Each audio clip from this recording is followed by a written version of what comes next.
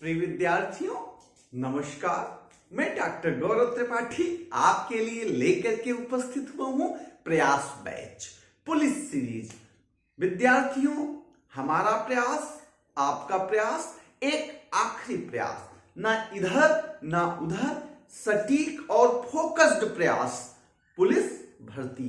हमारा उद्देश्य आपको पुलिस भर्ती में अधिकतम सफलता दिलाना है।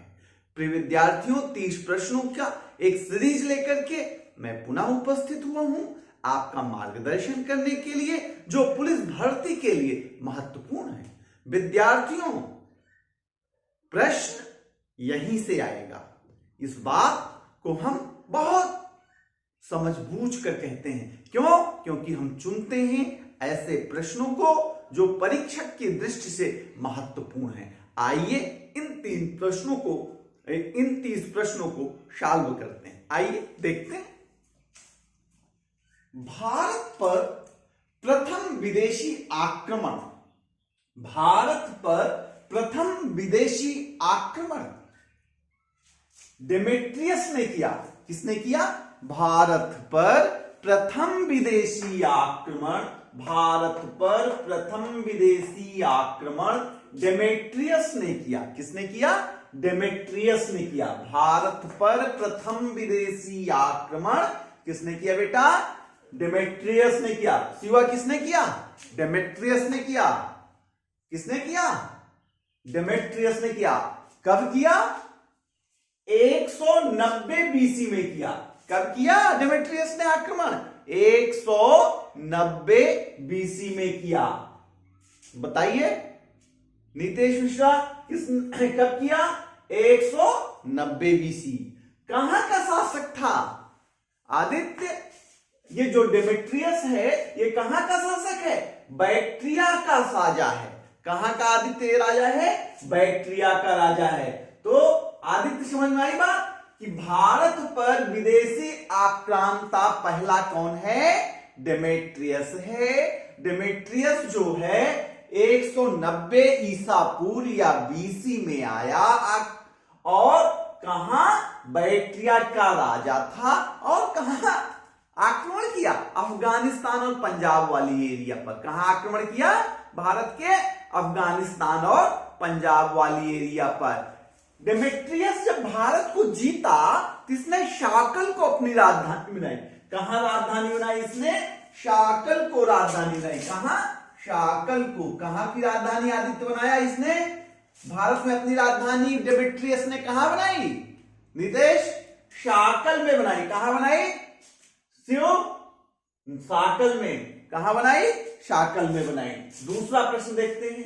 मिलिंद पहो पुस्तक, एक बात और जानिए, यही जो डेमेट्रियस है यही हिंद यूनानी भी कहलाता है। यही विदेशी आक्रांता हिंद यूनानी कहलाता है। क्या कहलाता है? हिंद यूनानी।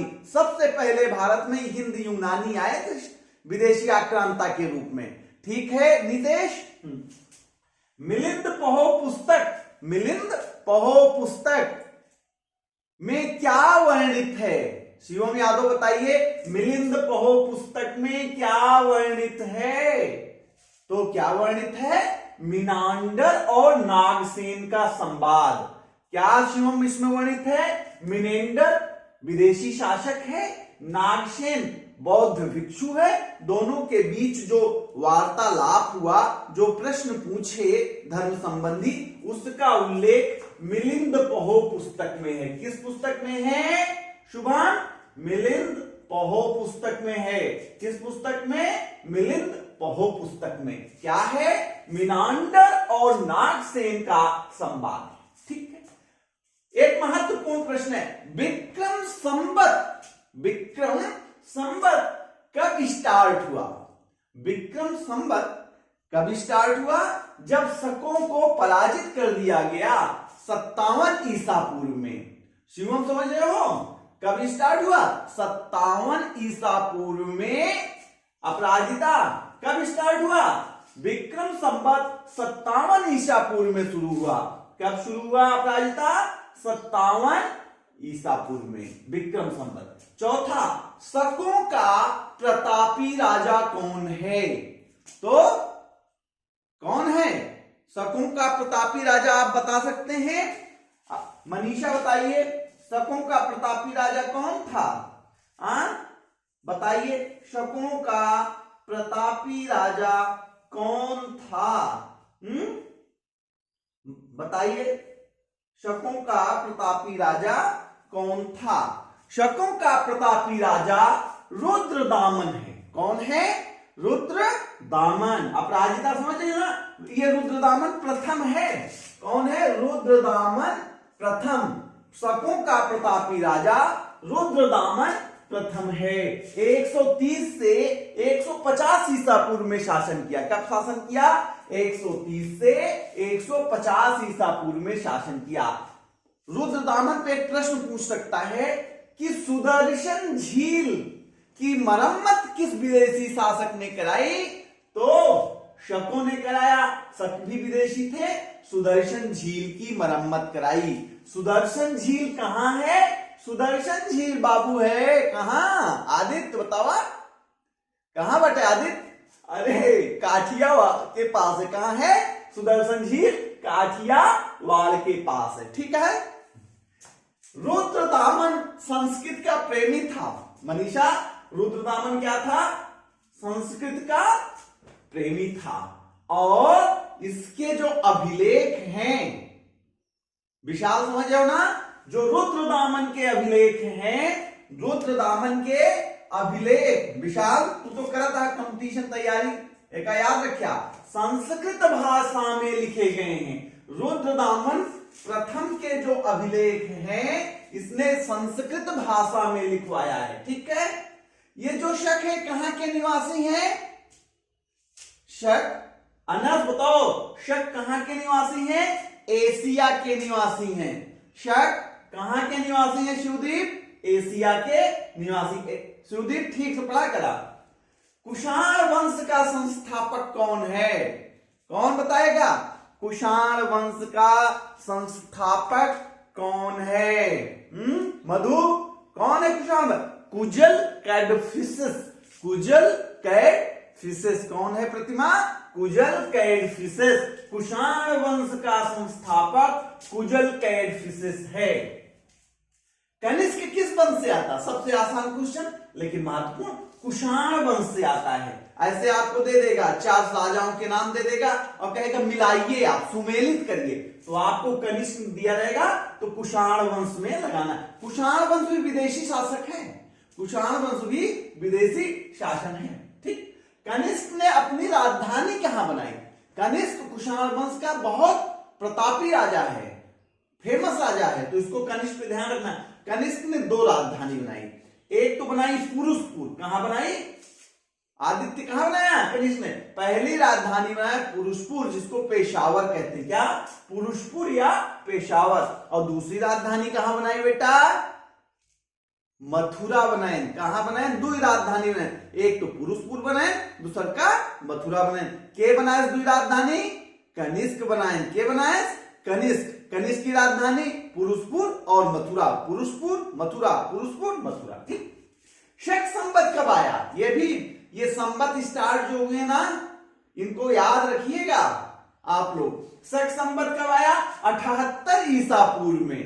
कब आया? जब कनिष्क है शासन करने के लिए गद्दी पर बैठा। कनिष्क जब राजा बने तो कौन सा में बने राजा? 78 ईसा पूर्व में। कब बने? 78 ईसा पूर्व में। तो 78 ईसा पूर्व में शक संवत स्टार्ट हुआ। कौन सा संवत? शक संवत स्टार्ट हुआ। कनिष्क ने ही 14 संगीति कराई थी। कनिष्क राजा था, आदित्य समझा था। कनिष्क आदित्य मौर्य जान ला, बौद्ध संगीत, चौथी बौद्ध संगीत कराई थी। कौन सी? चौथी बौद्ध संगीत। किसने कराया? कनिष्क ने कराया। कहां पे कराया? कुंडल वन नामक स्थान में हुआ था। चौथी बौद्ध संगीत कनिष्क के संरक्षण में कुंडल वन में वसुमित्र की अध्यक्षता में हुई थी। ये याद रखिए, वसुमित्र ने अध्यक्षता किया था। किसकी? चौथी बौद्ध संगीत की। कनिष्क किस धर्म का अनुयायी था? कनिष्क जो था बौद्ध धर्म के महायान संप्रदाय का अनुयायी था। कनिष्क का संबंध महायान से है। कनिष्क का संबंध किससे है? महायान बौद्ध धर्म से है। ठीक। कनिष्क का राज कवि कौन है? अश्वघोष। याद रखिएगा, बहुत महत्वपूर्ण है। कनिष्क का आदित्य का याद क्या? कनिष्क का राज कवि कौन है? अश्वघोष। अश्वघोष कौन है? कनिष्क का राजकवि। और अश्वघोष की 3 किताबें हैं। एक तो है बुद्ध चरित। क्या है? बुद्ध चरित। दूसरा है सौंदरानंद। दूसरा क्या है अश्वघोष की रचना? सौंदरानंद। तीसरी रचना क्या है? सूत्रालंकार।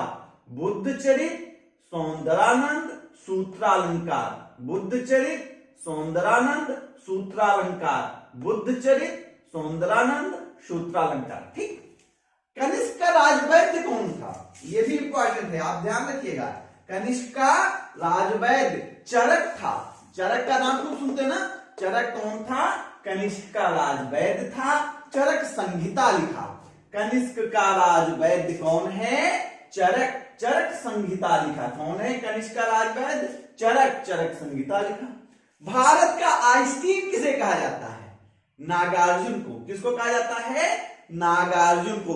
भारत का आइंस्टीन नागार्जुन कहलाता है। आदित्य, नागार्जुन कौन है? भारत का आइंस्टीन। क्यों? क्योंकि इसने सापेक्षता का सिद्धांत दिया। किसने दिया? नागार्जुन ने। आइंस्टीन ने भी सापेक्षता का सिद्धांत दिया है, लेकिन सबसे पहले किसने दिया? माध्यमिक सूत्र।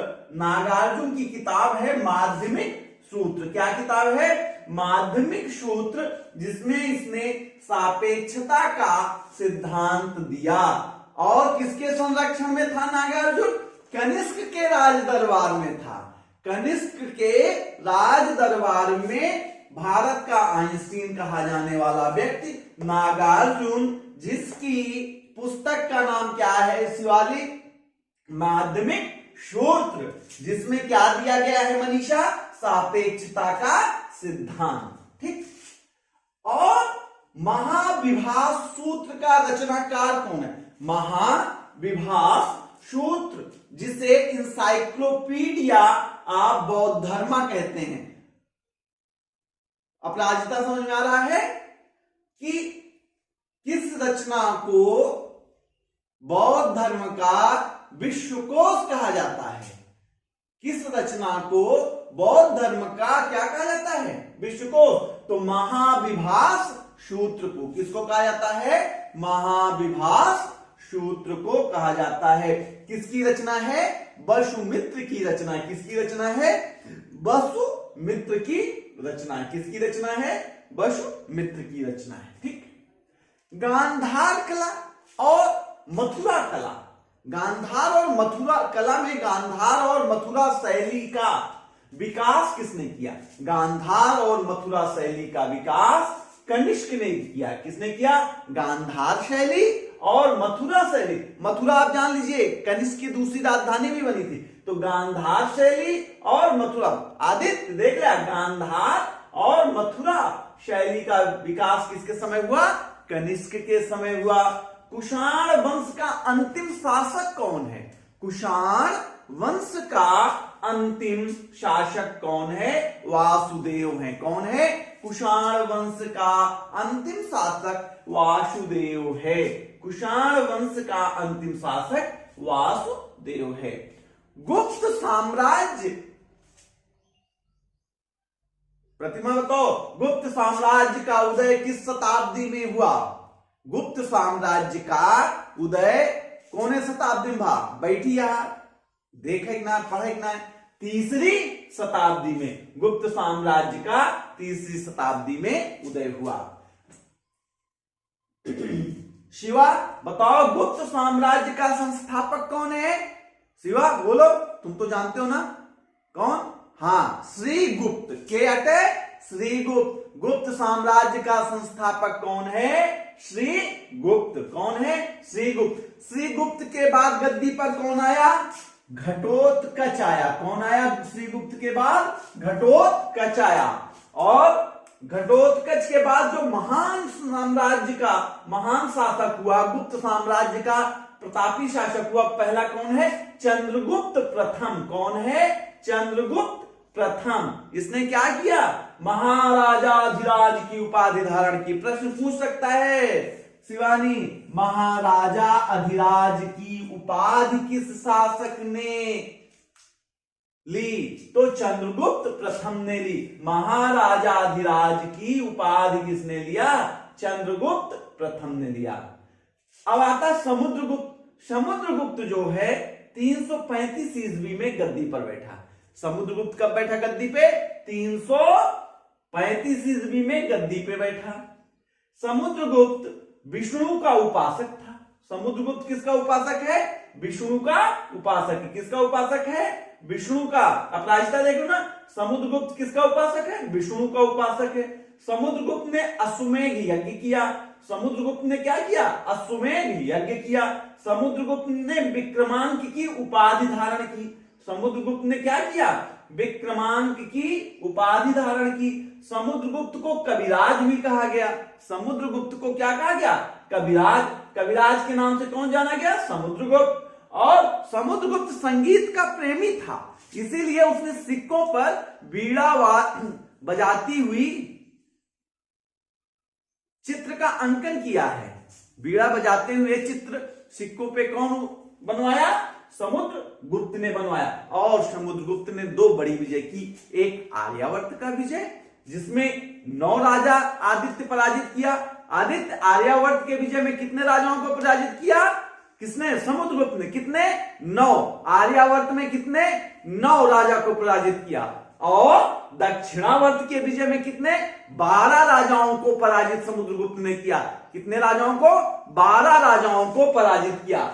इस प्रकार से हम आपके लिए 30 प्रश्नों की एक श्रृंखला लेकर उपस्थित हुए थे। हम दोनों मिलकर के एक प्रयास कर रहे हैं, और एक अंतिम प्रयास, एक आखिरी प्रयास। हमारा केवल एक लक्ष्य, आपको हाथ में नौकरी, चेहरे पर मुस्कान, गौरव त्रिपाठी का ये आह्वान। Thank you, thank you, thank you.